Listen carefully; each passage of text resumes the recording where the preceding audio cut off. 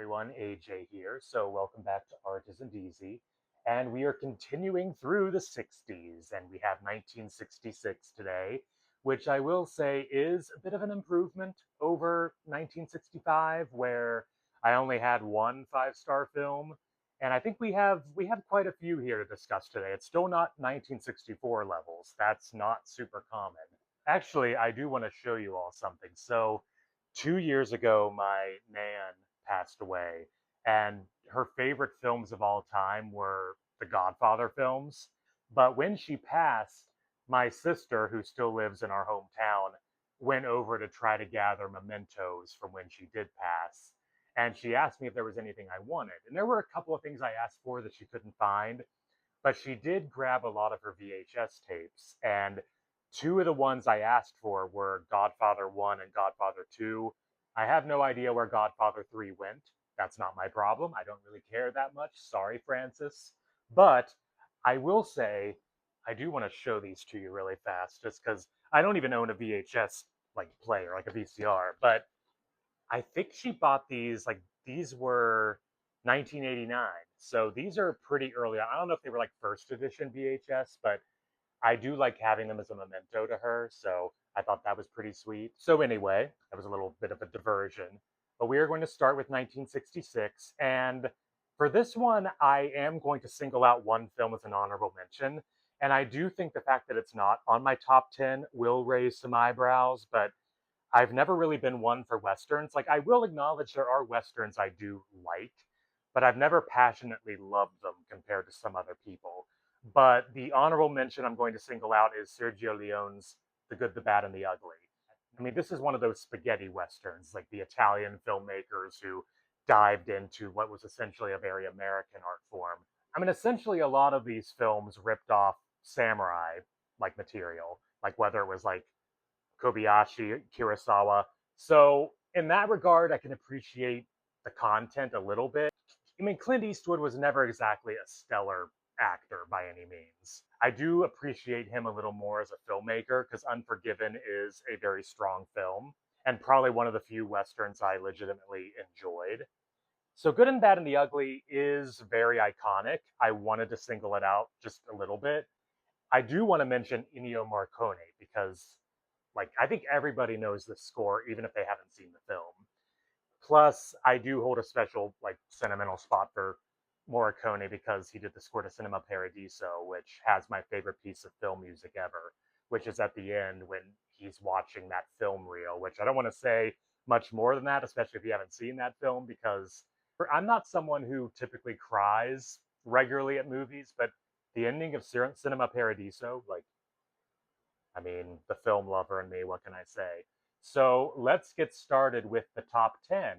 And we actually have one of our great Japanese new wave directors who made my favorite film of 1964, Woman in the Dunes.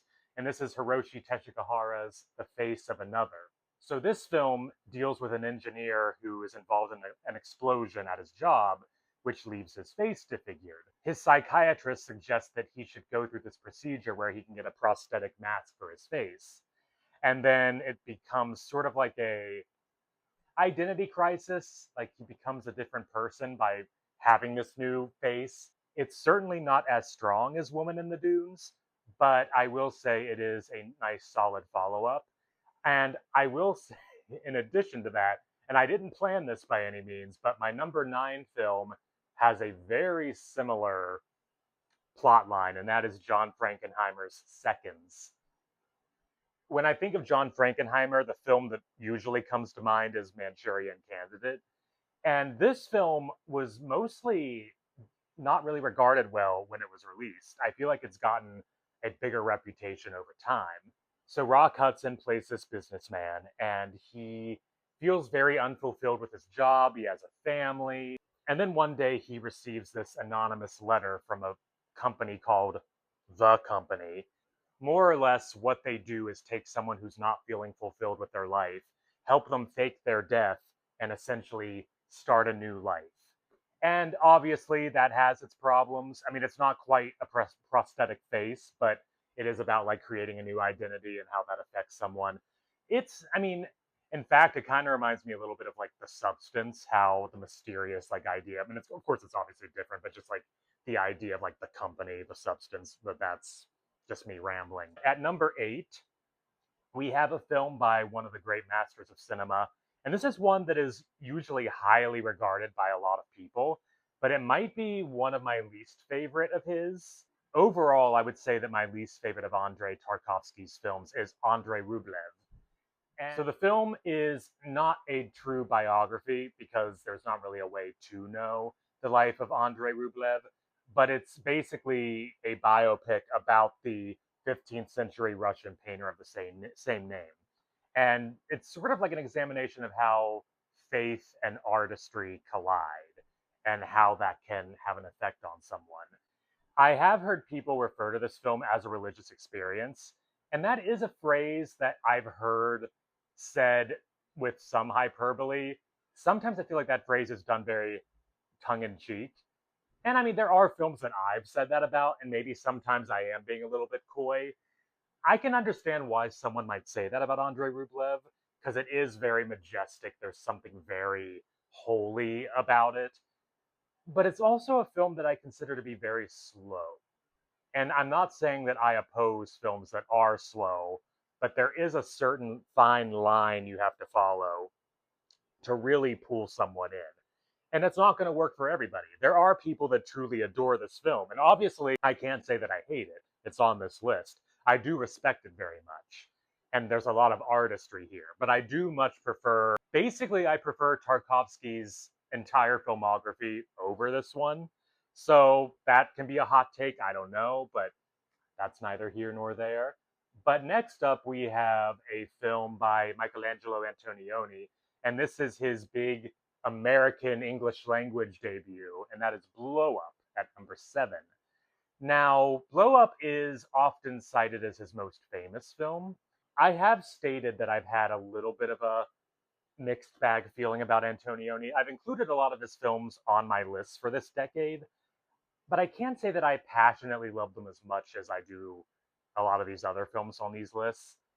What I do love about Blow Up, just from like a very specific standpoint in terms of how it was made, was it really challenged the archaic Hays Code, which did eventually go defunct 2 years later when the MPAA rating system was invented. So, what exactly was the challenge of Blow Up?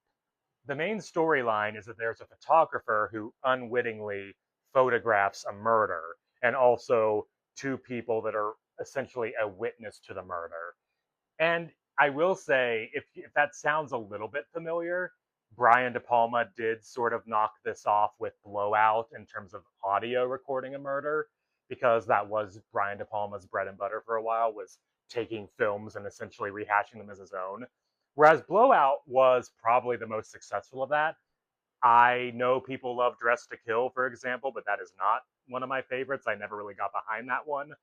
Plus, the ending of that one feels exactly like the ending to Carrie in a lot of ways, but that's an argument for another day.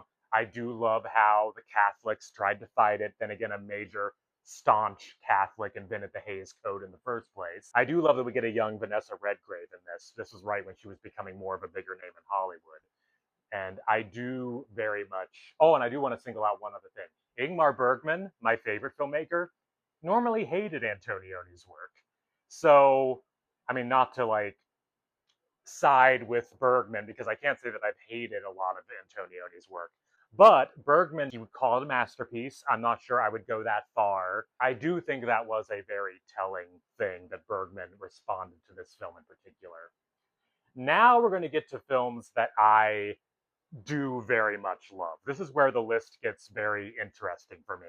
So at number 6, we have a film by a female Czech filmmaker, and her name is Vera Chytlova. I believe that's how you pronounce it, so forgive me if it's not. But this is her crazy bonkers epic Daisies. Daisies is a film that I do think polarizes a lot of people. I do really love the chaotic nature of it. I love that it is young women challenging a system. Considering this was made in the 60s, you have these young women attacking an authoritative communist regime, because this was during like the reign of like the Soviet Union. Now, Chetlova was not a communist, but she was a very devout socialist. And her vision with this film is, I would say it's very singular. I often think of it as like a Zazie dans la Metro kind of vibe, but like hyped up to late 60s psychedelic almost. But these two women, Chitlova cast two young women who weren't even actresses. One of them was still a student in school, and then another one was working in retail, like at a clothing store. So we only know the characters by their names, but they have the same name. So it's Marie 1 and Marie 2. Marie 1 is the brunette, and Marie 2 is the blonde. And they essentially go around playing pranks on people, like sadistic pranks, just because they have nothing better to do. They're just bored with their lives. There's an idea of what a feminine stereotype should be. And keep in mind, this is the 1960s. So, like Betty Friedan's feminine mystique had come out. I mean, Gloria Steinem's coming into vogue. You had Bella Abzug, like all the people that would be very crucial to the ERA movement in the 70s. So there is this idea of like challenging feminine stereotypes. And that's what this film does, because these are two ladies who will go through the gutter to basically taunt and humiliate other people. So Daisies is, in my opinion, a very bold film, and one that I would actually recommend people to watch, especially if they're not super into foreign films, but also if they're just willing to sit through something very interesting and bizarre. At number 5, we have a masterpiece. Now we're getting into the masterpiece territory. This is a film that I would say is accessible enough that if I were to recommend a foreign film to someone, this would be on that list. And this was actually just recently put into the Criterion Collection, and that is Claude Lelouch's A Man and a Woman. Now, this one is a romantic drama, and you have Anouk Aimée, who was actually nominated for an Oscar for this performance, and the perennial Jean-Louis Trintignant, who I feel like was in so many films in this period. He was a phenomenal actor. And they basically have a connection because both of their children are going to the same boarding school. Aimée plays a widow who is working on a film set. Her husband was actually killed in a stunt act gone wrong. Meanwhile, Trintignant's wife is killed in a car accident. So the two of them start to forge a relationship of sorts while dealing with the grief of their respective spouses. Lelouch gives it a little bit more of a spin because he experiments with things like cinematography. Like at some points, the film's in color, sometimes it's in black and white, sometimes it's sepia tone. And it's a very beautiful film. I do think that it is one of those films that everyone should seek out, especially if you want to have a gateway into foreign films.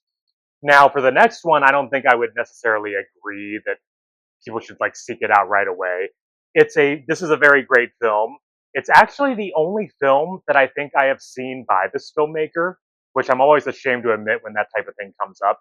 But this is Giulio Pontecorvo's The Battle of Algiers.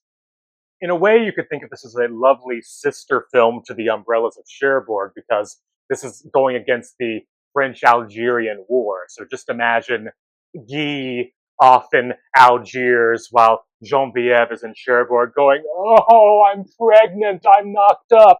War is hell, and the Battle of Algiers taps into that completely. So this film is inspired by the Italian neo-realist movement. So it's very gritty. It almost has like a documentary feel to it. But it does have a newsreel feel to it. And Pontecorvo uses a lot of non-actors, which for films like these can be surprisingly effective. I mean, look at The Best Years of Our Lives. Harold Russell won supporting actor, and he had never acted in his life, but he had been a real World War II veteran. Or even like Agnes Noor in The Killing Fields. He was actually within the Khmer Rouge. And both of those performances, particularly Noor from Killing Fields, are phenomenal. Not surprisingly, the French government tried to ban the film at first because it made them look bad, which is not that hard to do in this case. But yes, The Battle of Algiers is a film that is a meeting. I like to think of it as a meeting between fiction and nonfiction. It's a very stylized film, and it would actually become a big inspiration to the Iranian filmmaker Abbas Kiarostami, who I am a huge fan of, despite some of his problematic issues. but you will be seeing a lot of his work on my 80s and 90s list whenever I tackle those decades, so spoiler alert there. Now, at number 3, once I start to describe it, you'll probably guess what I'm talking about if you are very into film. So, this was released in segments. Some of it was first screened in 1965, but then they released 2 parts in 1966 and 2 parts in 1967. I decided to consider 1966 as the compromise year. So now we're going to discuss the opulent epic on steroids, Sergei Bondarchuk's War and Peace. This film is long, it is large, and like I said, it's an epic on steroids. Like, take Barry Lyndon, take Andrei Rublev, take anything by Visconti like The Leopard, put them together. So the Soviet Union, they wanted to challenge Hollywood, aka the US, because Cold War and all. They wanted to make an epic that would just make ours look like little pansy efforts. And I will say they succeeded quite a bit. You had tens of thousands of Soviet soldiers, all the horses that they're riding, the big sets, the big costumes. But I will say that despite its epic length, I mean, I will admit I certainly did not watch it in one sitting. I did have to watch it in parts, which did make it admittedly easier. It is very impressive. I do think Bondarchuk deserves a lot of praise for what he accomplished here, and it's hard to really, deny him that. Now, at number 2, we have a film that I actually once called my favorite film of all time, and I will say I've also called the play that it was adapted from my favorite play of all time. I don't know if I would necessarily say that now, but it's definitely high up on my list. And this is Mike Nichols' adaptation of Edward Albee's Who's Afraid of Virginia Woolf? Who's afraid of Virginia Woolf? Virginia Woolf, Virginia Woolf. Although I love in the movie that they had to sing it to the tune of Here We Go Round the Mulberry Bush because of licensing, which Disney. But anyways, so this one, stunt casting. We all typically hate stunt casting, right? But sometimes it can be surprisingly effective. Now, they cast Richard Burton and Elizabeth Taylor because they were a very well-known Hollywood power couple, known for some friction. But see, here's the thing. Richard Burton was closer in age to the character of George, whereas Elizabeth Taylor was essentially nearly 2 decades younger. I believe she was 33 when she was approached to play Martha. And Elizabeth Taylor was like, no, this is a stretch. I can't play this role. But she was talked into it, and she knew that it would be a challenge, so she said, if I'm going to do this, please give me a director who will basically, will direct me, will mold me. I want someone to challenge me, because that's what this role needs, which I do highly respect her for. And I will say that Mike Nichols did wonders with her, and this was also his directorial debut for a film. I remember how affected I was by it, because I'll admit there is a twist in this film that I did call pretty early on, and I think most people would, watching it today. But it was still very effective because of how Burton and Taylor played it. And just their, bickering and battering all night while George Segal and Sandy Dennis are, watching in horror. Which, by the way, Sandy Dennis, I adore her in this. I'm so glad she won the Oscar. I mean, the character of Honey, on paper, if you just were to do it straight, could be a very nondescript, boring role, but she's written as such a neurotic, and Sandy Dennis was perhaps one of the most neurotic actresses to have ever lived. What she does in this film is just, who can, forget her, going around going, I dance like the wind, or hop the hostess, when she gets drunk, or when she's, lashing out drunk at George Segal. Now, George Segal, you could say that he is the nondescript character, but he does such a great job at playing the audience stand-in. He's the straight man to this bickering couple and his neurotic wife. But it is so much fun to watch Burton and Taylor acting together, especially when she just goes at him and he breaks. I hope that was an empty bottle, George. You can't afford to waste good liquor. Not on your salary, not on an associate professor's salary. Castiel was not harmed in the making of this video. Castiel, everyone. Yes. You're a damn fine actor, Castiel. And you got hair all over me because you're shedding. But I love you, Castiel. Thank you for your service. Also, I do want to single out Taylor again for a moment because as much as I love Who's Afraid of Virginia Woolf, the last line, I am George, I am. Because Who's Afraid of Virginia Woolf? Martha is. But I feel like it comes off as more pretentious than Albee probably would have anticipated. And I say that as someone who thinks Albee is my favorite playwright of all time. I've seen multiple people play the role of Martha on Broadway and regional theaters. Taylor is my favorite person to deliver that line. She doesn't overstate it, and she makes it feel more believable than I've seen anyone else tackle that line. So kudos to Elizabeth Taylor for that. We've arrived at number one, and honestly, I mean, I can't even argue with this.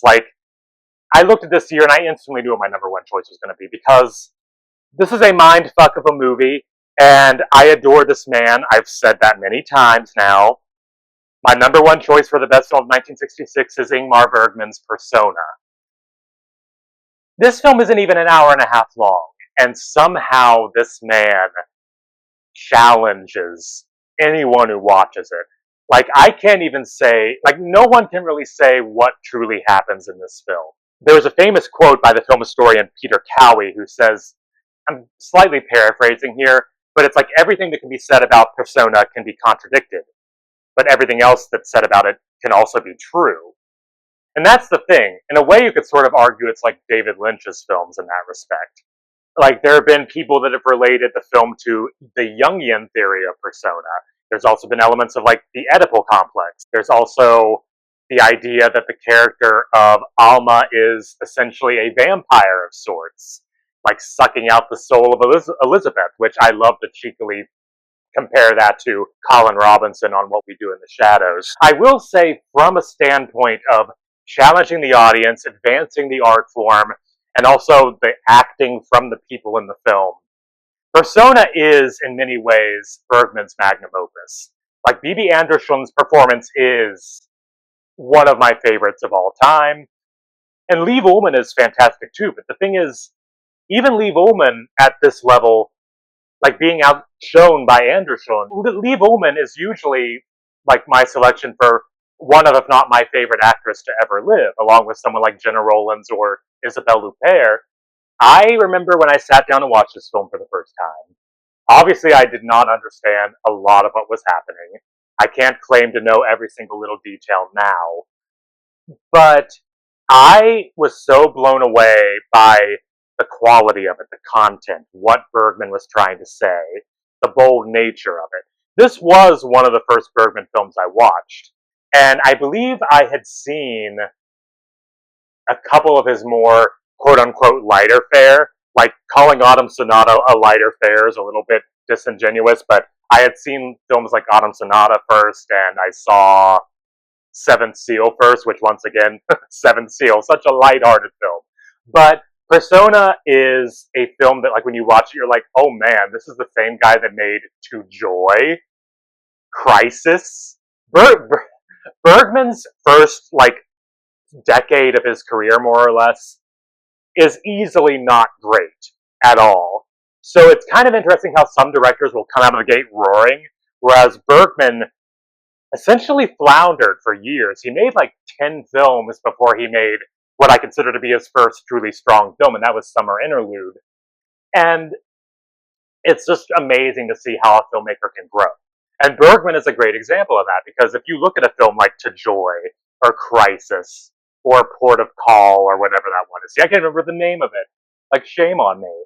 But you then watch a film like Seventh Seal, Wild Strawberries, Virgin Spring, Through a Glass Darkly, The Silence, Winterlight, and then Persona. It's this man was a brilliant artist. And yes, you could say that there were a lot of problems with him, but he spoke to me in a way that very few filmmakers could. The only other one that I could say was up there would have been Yasujiro Ozu. So I do have a very sentimental spot for Bergman. I know that he often got made fun of for his very dreary, droopy films. He's often very bleak. But everything about his work just felt so captivating and surreal, but somehow honest at the same time. the Criterion Ingmar Bergman box set, Ingmar Bergman Cinema, as it's called.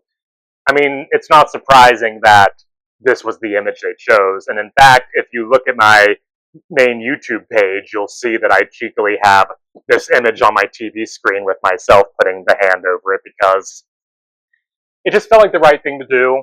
And if you know me, obviously that's what I'm going to acknowledge. So with that, we come to an end with 1966. I thank you all for watching, but I do want to say before I go that I have loved doing these videos. I would like to work on getting the channel a little more polished. I am brand new at starting this. I know that my audio quality is not the best. And I will be doing other decades after this. In fact, once I'm done with the 60s, I will be tackling the 50s. I already have lists drafted for that. I've already drafted it for other decades because I'm a geek like that and I hate my job so much, so I do it there in my downtime because I need something to save my soul. Thank you all for watching. I really appreciate all of you who check in. And I will see you soon with 1967, so go hump your hostess. Bye-bye.